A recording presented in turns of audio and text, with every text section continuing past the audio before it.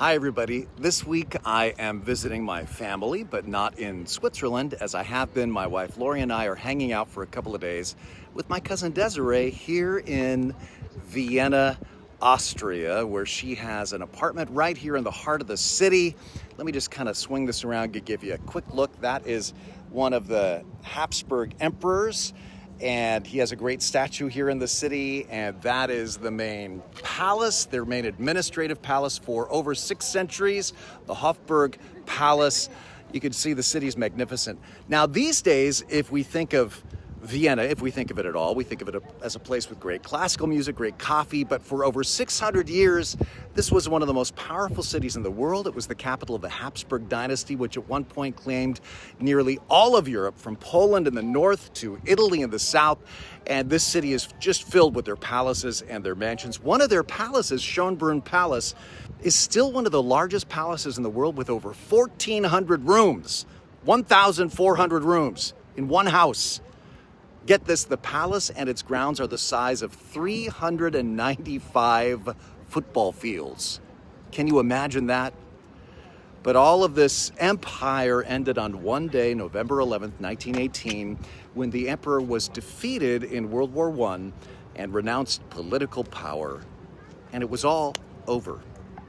And of course, long before then, each emperor or empress, despite all their riches, died.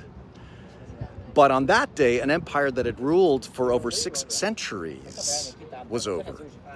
It reminds me of so many verses in the Bible, like Psalm 103, starting in verse 16, where it says, "As for man, his days are like grass. He flourishes like the flower of the field, for the wind passes over it, and it's gone, and its place knows it no more. But the steadfast love of the Lord endures forever. It is from everlasting to everlasting upon those who fear him, and his righteousness extends to his children's children." I love that. Empires rise and fall, but the steadfast love of the Lord never fails. And when we look at Jesus, we see this. Jesus' earthly ministry was marked by forgiving sins, and healing people, and then because of his sacrifice for us on the cross, now we are healed and we are forgiven eternally. That is amazing. So let me ask you, what in your life will last? All our glory is going to fade, just like these empires of the world faded. But God's compassion for you will never end, no matter what you did, what you said, what you thought, what you will do. He loves you. And you'll get to experience his love forever and ever. You know, we tend to think of love as immaterial, as an emotion, like a sunbeam or a flower. Love is ephemeral, fleeting, and governments and statues are solid. They're going to last. But in fact, it's love, God's love, that lasts forever. So please don't let your guilt or your shame keep you from God. And also don't be overly impressed with empire, with celebrity, with riches, because compared to the love of God that's all around you, all of this is as ephemeral as a summer flower. So live your life to spread that everlasting kingdom by sharing his love and the good news. Now, I am about to get on a plane, head back to Santa Cruz. I'll be at church this weekend. Also this weekend, Donut Day. Free donuts after every service. Why?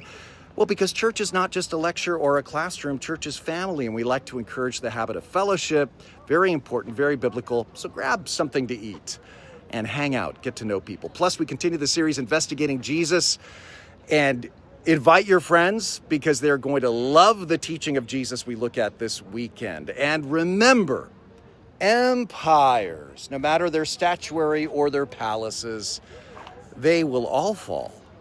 But the steadfast love of God for you far outlasts any of them.